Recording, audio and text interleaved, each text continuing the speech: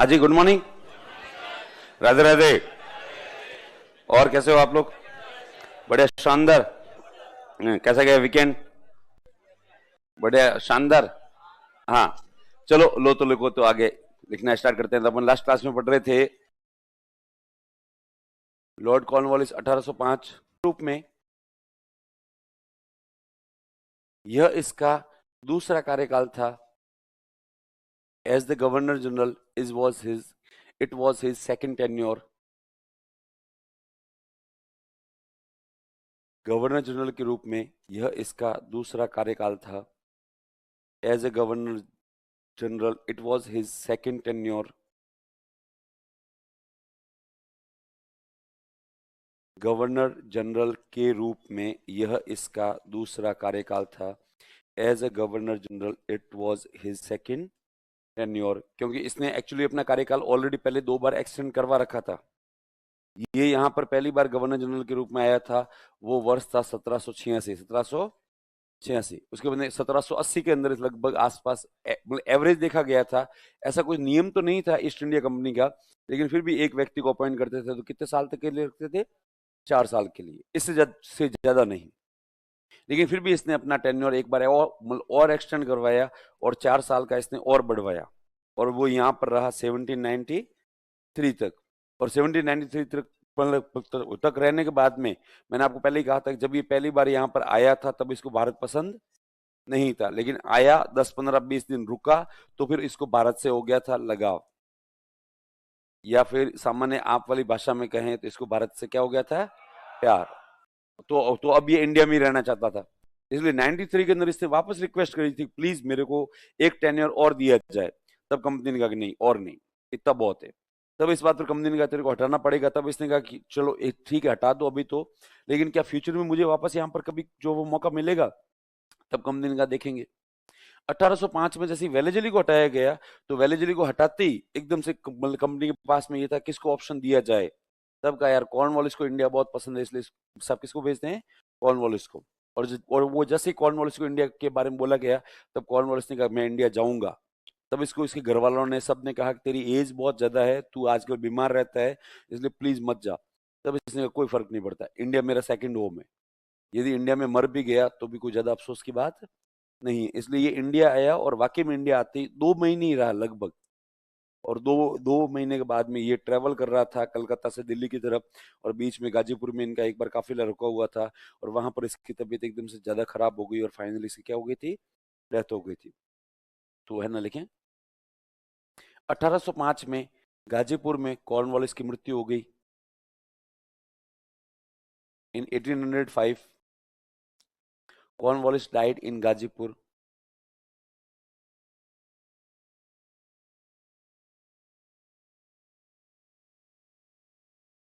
अठारह सौ पांच में गाजीपुर में कॉर्नवालिस की मृत्यु हो गई।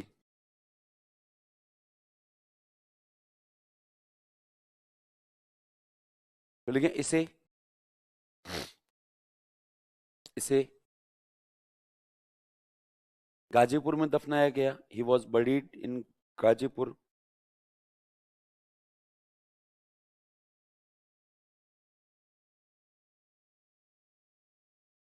इसे गाजीपुर में दफनाया गया।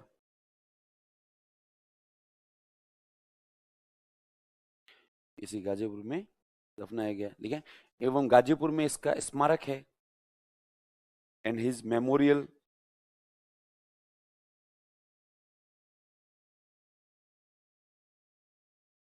is situated in Ghazipur, UP. एवं गाजीपुर में इसका स्मारक है, बिल्कुल गंगा नदी के तट पर। ये भारत के अंदर इसको इसको इतना लगाव हो गया था इंडिया से कि ये भी गंगा नदी को गंगा मैया बोलता था। क्या बोलता था ये? गंगा मैया। कि भी मतलब गंगा एक माता है, गंगा क्या है? माता। इसलिए जैसे इसकी तबीयत खराब हुई, तब इसने इच्छा व्यक्त की थी अपने लोगों को बुलाकर, और कहा कि यदि मान लो मैं मर जाता हूँ तो मुझे गंगा नदी के तट पर ही क्या करना? दफनाना। इसलिए इसको गंगा नदी के तट पर दफनाया गया, और वहीं पर इसका एक स्मारक क्या है? बनाया गया था। फिर इसका इससे हालांकि किसी कॉर्नवालिस से या सब किसी से संबंध नहीं है, अलग से स्टार बनाकर लिखना है अपने को, तो लिखें।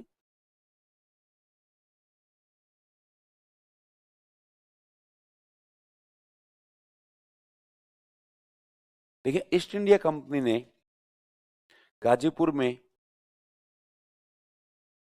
1820 में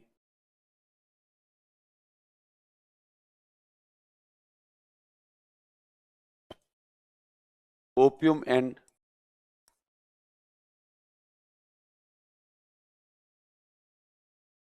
अल्कालॉइड फैक्ट्री की स्थापना की। ईस्ट इंडिया कंपनी ने गाजीपुर में ओपियम एंड अल्कालॉइड फैक्ट्री की स्थापना की। East India Company established opium and alkaloid factory. East India Company established opium and alkaloid factory. Opium and alkaloid factory in Ghazipur in 1820। East India Company ने 1820 में गाजीपुर में opium एवं अल्कालॉइड factory की स्थापना की।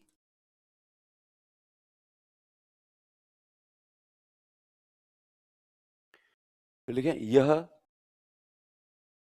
विश्व की प्राचीनतम एवं सबसे बड़ी फैक्ट्री है। It is the largest and oldest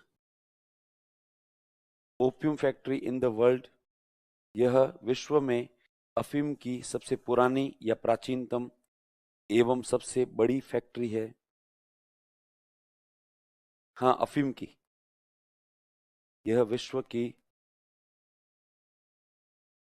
विश्व की अफीम की प्राचीनतम एवं सबसे बड़ी फैक्ट्री है, एवं सबसे बड़ी। It is the oldest and largest opium factory of the world. इससे पहले भी कुछ फैक्ट्रियां स्थापित हुई थी अफीम की, लेकिन सब बंद हो गई। लेकिन ये फैक्ट्री अभी भी जो वो मतलब सब रनिंग है, इसलिए अपन कहते हैं कि ये दुनिया में सबसे बड़ी है और सबसे क्या है, ये जो वो पुरानी है, जो अभी भी काम कर रही है।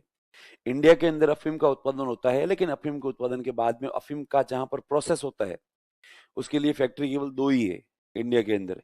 उनमें से एक है ये गाजीपुर में। एक कहां पर है, ये गाजीपुर में। तो यह विश्व की सबसे जो प्राचीनतम और सबसे बड़ी अफीम की फैक्ट्री है। फिर लिखें दूसरी फैक्ट्री का नाम। दूसरी फैक्ट्री एक्चुअली नीमच में पड़ती है। कहां पे है ये, नीमच में।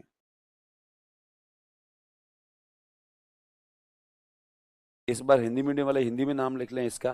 देखिए, अफीम एवं शार कारखाना। अफीम एवं शार कारखाना, नीमच। या फिर इसको जो वो सिंपल लिख लें, opium and alkaloid factory, Neemuch.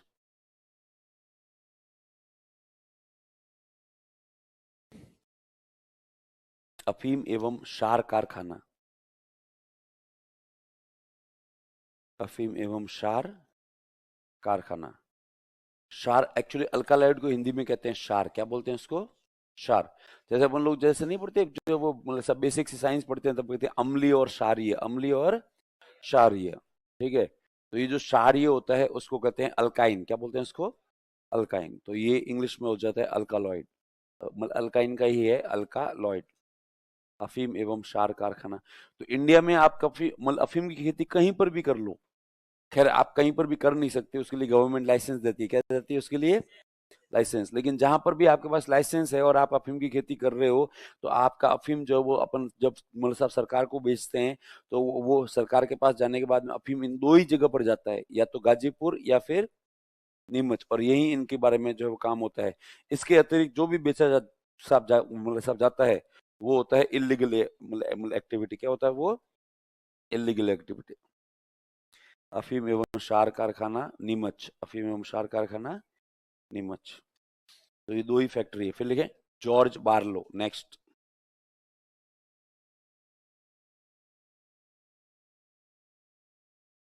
ये नीमच वाली के मुझे सन तो याद नहीं है, लेकिन ये लगभग देश की आजादी से कोई 8-10 साल पहले लगी थी।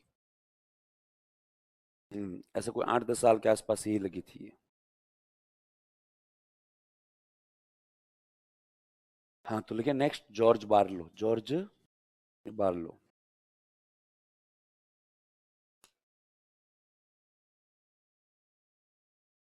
1805 से 7।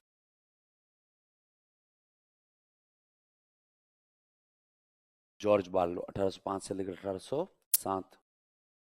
ठीक है, इसके टाइम पीरियड में क्या हुआ? अब हुआ एकदम से ऐसा जैसे कि यहाँ से वेलेजली को हटा दिया गया, और वेलेजली को हटाकर आनंद फानन में किसको भेजा गया? कॉर्नवालिस को। और कॉर्नवालिस यहाँ पर आया और आते ही इसकी क्या हो गई? डेथ हो गई। तो डेथ हो गई तो अब के सब किसको बनाए? तब एक प्रकार के जो है वो मतलब सब कुछ महीनों के लिए, कुछ दिनों के लिए कार्यभार सौंपा गया जॉर्ज बोरलो को। लेकिन बार्लो की किस्मत बढ़िया थी कि ये 1805 से लेकर 7 तक रह गया, 2-3 साल। जबकि ये कोई परमानेंट यहाँ पे गवर्नर जनरल नहीं था। इसको कहते हैं अस्थाई सब मतलब गवर्नर जनरल, या फिर इसको कहते हैं कार्यवाहक। क्या कहते हैं इसको? कार्यवाहक, जिसको इंग्लिश में बोलते हैं एक्टिंग गवर्नर जनरल। ये एक एक्टिंग गवर्नर जनरल था। इसको एकदम से आनंद कहा भाई जब तक कोई नया गवर्नर जनरल नहीं आता तब तो तू रहे यहाँ पे गवर्नर जनरल के रूप में।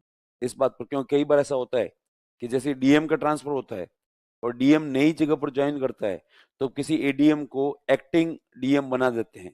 लेकिन वो एक्टिंग डीएम जो होता है उसका कार्यकाल को 1 दिन का, 2 दिन का, या फिर कई बार तो कुछ घंटों का ही होता है। इसलिए जैसे ही उसका कार्यकाल जैसे ही भले 2-3 घंटों का भी होता है ना, तो वो एडीएम एक ही काम करता है, सबसे पहले नेम प्लेट में अपना नाम लिखवाता है। वो जो बोर्ड के पीछे लगी हुई होती है ना, उसकी उसको पता है कि मेरे को 5-6 घंटे में या 1 दिन में या फिर 3 दिन में क्या कर देंगे, यहाँ से वापस हटा देंगे। पर हटाने से पहले अपन ये काम तो करवाएं कि यहाँ पे कौन डीएम रहा हुआ है। तो वो फटाक से किसी को बुला कर कहता है सबसे पहले इसमें नाम लिख।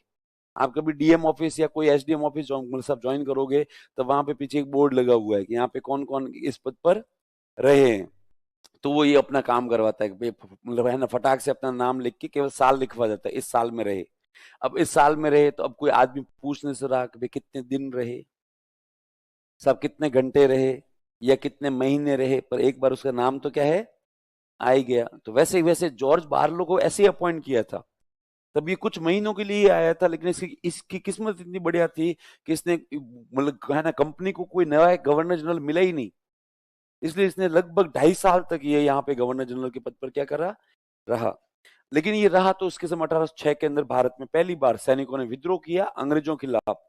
और ये विद्रोह हुआ था एक जगह पर जिसका नाम था वेल्लोर। और ये वेल्लोर जस्ट पड़ता है मद्रास के पास में, है ना, साउथ इंडिया में। और वेल्लोर में इस विद्रोह के का मेन कारण था कि अंग्रेजों द्वारा धार्मिक प्रतीकों का प्रयोग बंद कर दिया गया था। सबसे मेन बात था कि अंग्रेजों द्वारा भारतीयों, एक्चुअली अंग्रेज समझ नहीं पाए भारत को अभी तक। इन्होंने पगड़ी चेंज कर दी थी। इन्होंने एकदम से एक ड्रेस कोड लाया और ड्रेस कोड के तहत इन्होंने कहा कि एक तो कल के बाद में कोई भी अपने धार्मिक प्रतीक लगाकर नहीं आएगा, ठीक है। और प्लस ये जो तुम्हारी पगड़ियां हैं ये कल के बाद में अलाउ नहीं है। कल के बाद में हम तुम्हें एक अलग से टोपी देंगे, यूनिफॉर्म का हिस्सा होगा और तुम लोगों को सबको वही यूनिफॉर्म के तहत पहननी पड़ेगी।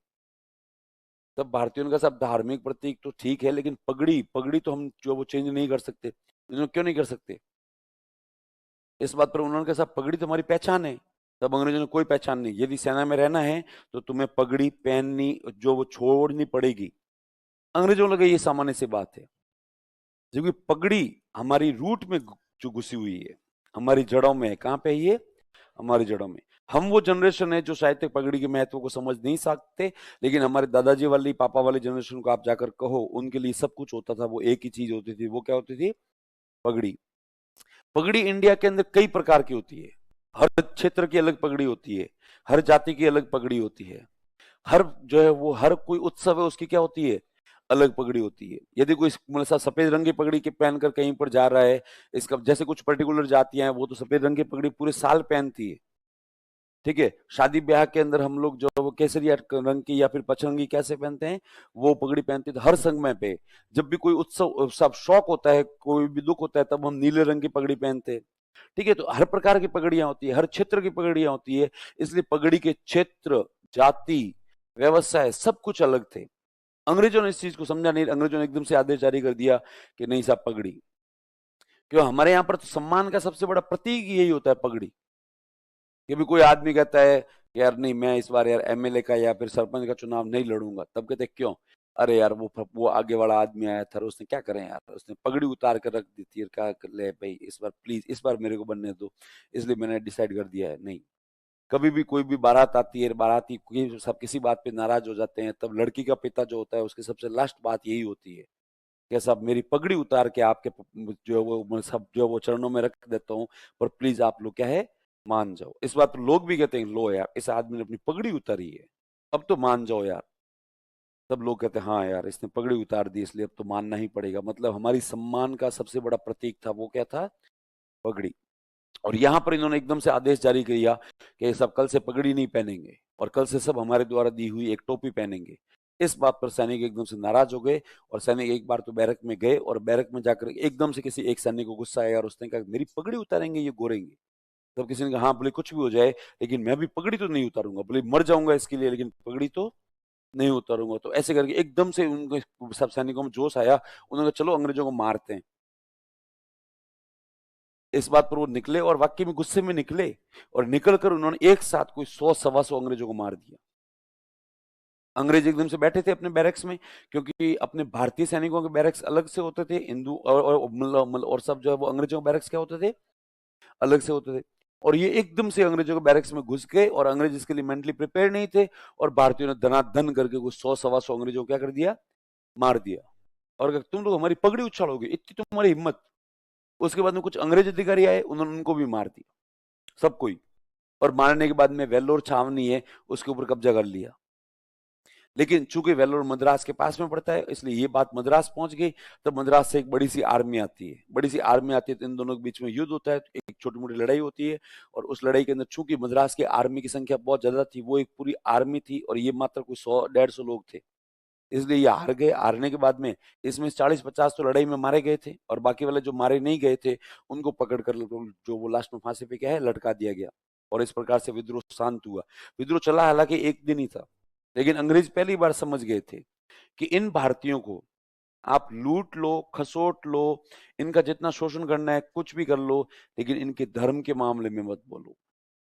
जैसे ही धर्म का मुद्दा आता है, धर्म की बात आती है, तब ये लोग एकदम से क्या हो जाते हैं, एग्रेसिव। क्योंकि सनातन धर्म हिंदू धर्म एकमात्र विश्व का ऐसा धर्म है जो आज तक कभी डिस्ट्रॉय नहीं हुआ, ठीक है, जबकि इसके प्रयास चल रहे हैं पिछले कितने सालों से। वरना ईसाई धर्म जैसे इसका राइज हुआ, ईसाई जहां जहां पहुंचे वहां वहां ईसाई धर्म मतलब जो वो इजीली हो गया सारी कंट्री विश्व के अंदर, चाहे वो इजिप्ट हो, ईरान हो, इराक हो। यहां पर जैसे इस्लाम आया तो 10 साल के अंदर अंदर सब इस्लामी बन गए। लेकिन जैसे इस्लाम एकदम से हिंदुस्तान के अंदर आया तो हिंदुस्तान के लोगों ने उस धर्म को एकदम से उसका मतलब उसको पकड़ लिया। उसके बाद में वो हिंदुस्तान में एंगेज हो गया, आगे पहुंच ही नहीं पाया, क्योंकि हिंदू लोगों ने कहा कि हम लोग कन्वर्ट होने वाले नहीं है, और सब वो हुआ। उसके बाद में ये लोग हमेशा धर्म के लिए लड़े। वो तो हिंदू धर्म का जो हाश हुआ है, जो उसका पतन हुआ है, वो पिछले 20 30 सालों में हुआ है, और वो टीवी के माध्यम से। जो काम युद्ध नहीं कर सके, जो काम लड़ाइयां संघर्ष डर खून खात्मा नहीं कर सके, वो काम किया टीवी ने। किसने काम किया ये, टीवी ने। टीवी जैसे ही आई है हमारे जीवन के अंदर, सब लोग जड़ों से उठ गए हैं एकदम से ही। सब लोग भूल गए हैं कि हमारा कल्चर क्या था, कल्चर नहीं है वगैरह। वरना ये बहुत अलग अपने आप में एक जो वो संघर्ष रहा। तो खैर वेल्लोर विद्रोह के बाद में अंग्रेज इस बात को समझ गए थे कि हिंदुओं को धर्म के मामले में कभी नहीं उकसाना है। धर्म के मामले पे बात आई तो ये लोग क्या हो जाते हैं, एग्रेसिव, गुस्सा हो जाते हैं, और ये गुस्सा होकर ऐसी कुछ हरकतें करते हैं। तो लिखे जॉर्ज बार्लो में वेल्लोर विद्रोह।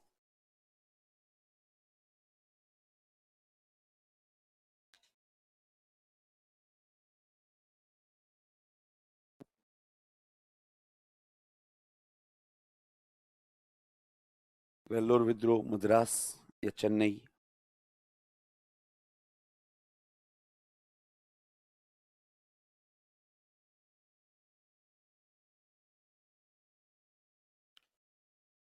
वेल्लोर विद्रोह मद्रास या चेन्नई।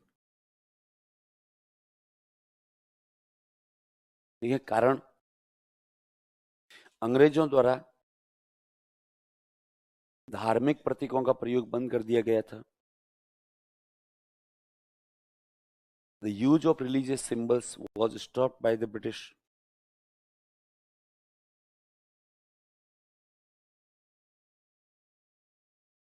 अंग्रेजों द्वारा धार्मिक प्रतीकों का प्रयोग बंद कर दिया गया था। क्या किया था, लेकिन अंग्रेजों ने।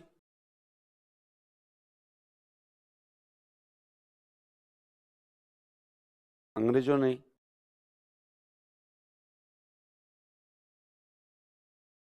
भारतीय सैनिकों के लिए यूनिफॉर्म निर्धारित किया था। The British decided a uniform for Indian soldiers. The British decided a uniform for Indian soldiers. अंग्रेजों ने भारतीय सैनिकों के लिए एक यूनिफॉर्म या फिर यूनिफॉर्म निर्धारित किया था। निर्धारित किया था, ठीक है, जिसके तहत पगड़ी को बदल दिया गया था। इन विच द पगड़ी स्लैश टर्बन वॉज चेंज्ड। इसके तहत पगड़ी को बदल दिया गया था। इन विच पगड़ी स्लैश टर्बन वॉज चेंज्ड।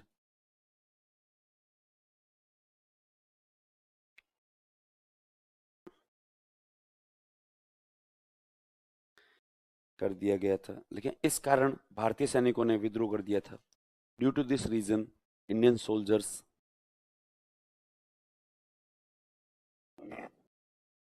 इस कारण भारतीय सैनिकों ने विद्रोह कर दिया था। तो था बहुत ही हिंसा हुई इसमें, एक दिन के अंदर हुई कि सब पहले भारतीयों ने 100-150 के आसपास क्या है अंग्रेजों को मार दिया। उसके बाद में एकदम से अंग्रेज आए वापस, और अंग्रेजों ने वापस कुछ 40-50 भारतीयों को युद्ध में मार दिया, और बाकी वाले जितने पकड़े गए उनको सबको क्या है फांसी पे लटका दिया गया। पर अंग्रेज इस बात से सीख गए थे कि भाई भारतीयों के धर्म के मामले में इंटरफेयर नहीं करना है। उस समय विद्रोह नहीं, वो तो देखो आर्मी का एक डिसिप्लिन होता है, आर्मी में आज भी डिसिप्लिन बहुत ज्यादा होता है। आर्मी का एक नियम होता है कि आर्मी के अंदर आप अपने सीनियर ऑफिसर की सलाह को कभी टाल नहीं सकते। ठीक है, सीनियर ऑफिसर ने कहा है कि यहाँ से कूद जा, मतलब क्या होता है, कूद जा, कोई किंतु परंतु नहीं होता कि सर मैं टूट जाऊं, मैं कूद जाऊंगा, मैं गिर जाऊंगा, मर जाऊंगा। पर सीनियर ने कहा है मतलब क्या है, नहीं कोई नहीं कर सकता। आर्मी का डिसिप्लिन ही यही होता है। वो तो मैं आर्मी में हमेशा ही कहता हूँ कि भाई मेरा एक भाई है, कजन ब्रदर है, मेरे रियल अंकल का बेटा है, वो एनडीए सेलेक्टेड है और वो आर्मी के अंदर है, और वो कहता है कि भाई हमारे ऊपर जो है वो जिम्मेवारी बहुत ज्यादा होती है। मैं कैसे, तब उसने एक किस्सा बताया कि एक बार का किस्सा है, कैसा किसी ने पता नहीं कहीं पर जो है वो लगभग चंडीगढ़ से भी बहुत आगे कहीं पर आर्मी थी, और वो आर्मी थी तो उसके अंदर उनका कैप्टन आता है, और वो कैप्टन आकर अपने आर्मी को जो वो गाइडलाइन देता है, और वो कहता है कि हम लोगों को सबको दिल्ली चलना है, और हम लोग दिल्ली जाएंगे, और दिल्ली के अंदर हमारी एक मीटिंग है, उसके बाद में हमें ये काम आगे का सौंपा जाएगा क्या क्या है। तब इस बात पर जो उस टीम का इंचार्ज था वो कहता है सर हमारे लिए आदेश। तब उसने कहा तुम कल इतने बजे यहाँ से निकलोगे, इतने बजे वहां पर पहुंचोगे, इतने बजे ये करोगे, इतने बजे ये करोगे, इतने बजे ये करोगे, और फाइनली तुम लोग इतने बजे दिल्ली पहुंच जाओगे। और वो उसने ऑर्डर दे दिया, और उसने कहा सीनियर ने कि मैं हेलीकॉप्टर के माध्यम से आ रहा हूँ और भी कुछ लोग आ रहे हैं साथ में। और वो ऐसा करके वो वहां पर जैसे ही पहुंचा दिल्ली, वो सीनियर ऑफिसर, और वो दिल्ली पहुंच के अपनी गाड़ी से जैसे ही वहां पर पहुंचा मेन जगह पर, तब उसकी यूनिट पूरी खड़ी थी तैयार। इस बात पर वो सीनियर अधिकारी जाकर उनके वो इंचार्ज टीम से कहता है क्या बात है तुम लोग बहुत जल्दी आ गए। तब उसने कहा सर हम 2 घंटे पहले पहुंच गए थे। उसने कहा 2 घंटे पहले पहुंच गए थे। आर्मी वाले बहुत कैलकुलेटिव होते हैं, बहुत क्या होते हैं, हर चीज की कैलकुलेशन रखते हैं कि सर सुबह इतने बजे, वो तो आप में से जिसके घर में है दादाजी पापा उनको सबको पता है कैसे कितने कैलकुलेटिव होते हैं। तो उसने कहा तुम लोग 2 घंटे पहले आ गए थे। उसने हाँ सर। उसने कैसे, उसने कहा सर बीच में ये आपने जो जो ऑर्डर दिए थे तो उसने कहा नहीं वो तो सब ठीक है पर बीच में ब्रेकफास्ट किया होगा, लंच डिनर। तो उसने कहा नो सर, ब्रेकफास्ट के लंच के ऑर्डर नहीं थे। तब उस अधिकारी को भयंकर गिल्ट फील हुआ, और उसने कहा तुम लोग मतलब तुम लोगों ने बीच में लंच डिनर नहीं किया। उसने कहा नहीं सर, पूरी यूनिट ने नहीं किया, क्योंकि हमारे पास में इसके ऑर्डर्स नहीं थे। तब उस अधिकारी ने ओके, और वो गया, और उसके बाद में उस अधिकारी ने अपने लोगों से कहा कि यार मुझे बहुत मतलब गिल्ट फील हो रहा है अंदर से, शर्मिंदगी फील हो रही है कि मैंने जब इनको ऑर्डर दिए थे तब मैं पता नहीं कैसे भूल गया ऐसे ही, और मैंने इनको इसके ऑर्डर नहीं दिए इसलिए इन लोगों ने खाना नहीं खाया। और उसने कहा कि यार मेरी वजह से मेरी पूरी यूनिट 1 दिन तक भूखी प्यासी रही है, अब मैं क्या करूं? तब किसी ने कहा क्या हो सकता है, जो हो गया तो हो गया, वो तो फिर किया। वो तो इन्होंने फिर वापस जाके अपनी टीम से कहा कि आज शाम को मैच में मेरी तरफ से तुम लोगों के लिए ड्रिंक्स फ्री है। ड्रिंक्स क्या है?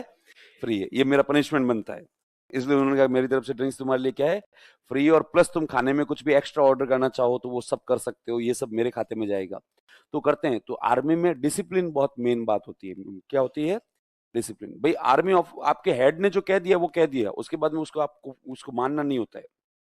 क्योंकि जिस कंट्री में आर्मी ने डिसिप्लिन फॉलो नहीं किया, उस कंट्री के अंदर डेमोक्रेसी काम नहीं करती। जैसे कि पाकिस्तान, जैसे क्या है पाकिस्तान, वहां जब चाहे तब जो है वो सत्ता परिवर्तन हो जाता है।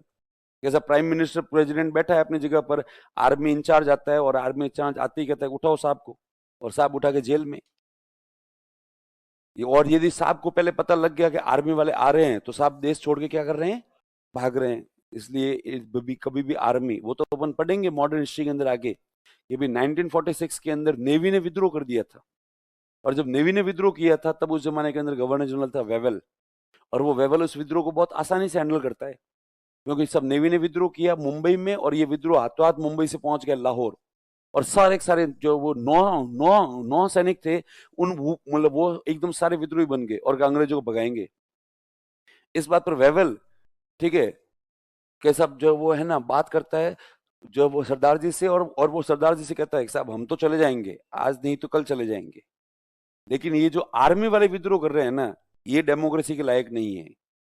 क्योंकि हमारे जाने के बाद में भी यदि ये आर्मी वाले विद्रोह करेंगे, इसका मतलब आप जिस चीज के लिए लड़ रहे हो ना, डेमोक्रेसी के लिए, ये कभी रहेगी भी नहीं। इसलिए जो करना है वो कर लो, देख लो आप अपना लेवल पर। बाकी हम तो, ये 46 में विद्रोह हुआ है, और उसने वेवेल ने यही कहा था, हम तो आज नहीं तो 1-2 साल में चले ही जाएंगे यहाँ से। और ये आर्मी वाले विद्रोह करेंगे तो 1-2 साल की बजाय 1-2 महीने में चले जाएंगे। पर ये डेमोक्रेसी के हित में नहीं है। और सरदार वल्लभ भाई पटेल इस बात को समझ जाते हैं, और वो समझते ही हाथों हाथ कॉन्टेक्ट करते हैं जिन्ना से, मोहम्मद अली जिन्ना से, और वो जिन्ना से कहते हैं कि सर आर्मी वाला विद्रोह रुकवाना पड़ेगा हमें, हम लोग विरोध कर रहे हैं वो एक अलग बात है। इस बात पर जिन्ना ने कहा अच्छी बात तो है, तो आर्मी वाले भी हमारे फेवर में। उन्होंने कहा सर हमारे फेवर में तो है, पर ये डेमोक्रेसी के फेवर में नहीं है। क्योंकि वाकई में जो पावर होता है वो होता है आर्मी के पास में। किसके पास में होता है? आर्मी। ये सब एक भरोसे पे टिका हुआ सिस्टम है। ये सब, ये हमारे प्राइम मिनिस्टर है, ये हमारे प्रेसिडेंट है, क्या वाकई में प्राइम मिनिस्टर और प्रेसिडेंट के पास में पावर है? नहीं है। उनके पास में केवल ऑर्डर देने का आदेश है, और ऑर्डर फॉलो कौन करती है? आर्मी करती है। यदि आर्मी उनके ऑर्डर फॉलो करने से मना कर ले तो फिर रियल पावर तो आर्मी के पास ही है। आर्मी कौन रोक सकता है? कल को आर्मी की बटालियन एकदम से निकल कर आ जाए और वो दिल्ली के ऊपर अधिकार कर ले, कौन रोक ले उसको? ना कोई प्राइम मिनिस्टर मतलब सब रोक सकता है, ना ही कोई जो वो प्रेसिडेंट रोक सकता है। ये सब एक फेथ है, एक सिस्टम चल रहा है, उस सिस्टम के तहत सब एक दूसरे को मान रहे हैं, बस वही चल रहा है। इसलिए वापस सरदार वल्लभ भाई पटेल ने जिन्ना से यही कहा कि सर वो सब तो ठीक है, अंग्रेज तो चले जाएंगे, लेकिन हमें आर्मी का रिवॉल्ट बंद करवाना पड़ेगा। इस बात पर दोनों मिलकर जाते हैं, आर्मी वालों को समझाते हैं और कहते हैं कि तुम लोग प्लीज इस बात को समझो, तुम लोग समर्पण करो। इस बात पर जो नेवी ने आत्मसमर्पण कर दिया था, ठीक है, सरेंडर कर दिया था। और जब जो वो नेवी ने सरेंडर किया, इस बात पर वेवेल कहते हैं चलो साहब, सरदार जी, सरदार वल्लभ भाई पटेल, आपने डेमोक्रेसी को बचा लिया। और उसके बाद वाकई में 47 में अंग्रेज तो यहाँ से चले गए, लेकिन हम लोगों ने आर्मी को ये हमेशा याद दिलाया कि ऑलवेज इन डिसिप्लिन। तो आर्मी हमेशा डिसिप्लिन में रही। इसलिए इंडिया में एक बार भी सत्ता का या फिर तख्ता पलट नहीं हुआ। लेकिन पाकिस्तान ये बात भूल गया था। पाकिस्तान ने आर्मी को फुल जो वो पावर दिया, तो इतना पावर दिया कि पाकिस्तान में आज तक कई बार तख्ता पलट हो चुके हैं। जब कभी आर्मी को ऐसा लगा कि ये प्रेसिडेंट, ये जो प्राइम मिनिस्टर सही नहीं है, आर्मी वाले गए और हाथों हाथ उठा के डाल दिया। नवाज शरीफ अपने जमाने के बहुत ही फेमस जो वो पाकिस्तान के जो है वो पीएम थे, ठीक है, और वो पीएम थे, और नेवी आर्मी वालों के साथ उनकी जो लास्ट नाइट मुलाकात हुई, उसके अंदर आर्मी वालों ने सबने उनको पता नहीं क्या क्या प्रशंसाएं करी। उसके बाद जैसे ही उनकी मुलाकात खत्म होती है, उसके बाद नवाज शरीफ ने कहा चलो ठीक है, मिलते हैं फिर बाद में, और नवाज शरीफ चले गए। उसके बाद में नेवी, एयरफोर्स और आर्मी, इन तीनों के चीफ के बीच में पता नहीं क्या बात हुई, और बात होती नेक्स्ट डे सीधी आर्मी पहुंच गई उसके घर पे, और नवाज शरीफ को उठा के सीधा जेल में। ठीक है, और सब तख्ता पलट कि आज से यहाँ पर आर्मी का शासन क्या होता है, लागू होता है। और यूरोप में आप देख, सॉरी यूरोप के अफ्रीका में हर कंट्री के अंदर कहीं पर भी डेमोक्रेसी सेफ नहीं है। हर डेमोक्रेटिक व्यक्ति को हमेशा नेवी वालों के, सॉरी नेवी के, आर्मी वालों के हमेशा यूं उनका मन रखना पड़ता है कि सर ऐसे है वैसे है। तो वहां पे वाकई में डेमोक्रेसी नहीं है, वहां पे किसका शासन है, आर्मी वालों का। तो इसलिए आर्मी हमेशा कंट्रोल में ही रहती है। तो खैर यहाँ पर भी जैसे ही अंग्रेज आए और सब अंग्रेजों ने आते ही इन लोगों को सबको फांसी पे क्या है, लटका दिया। और बकायदा इनको मारने वाले कोई अंग्रेज नहीं थे, इनको मारने वाले भी कौन थे, भारतीय ही थे। लड़ाइयाँ भारतीय भारतीय लड़ रहे थे, जॉर्ज बार्लो। फिर लेके नेक्स्ट,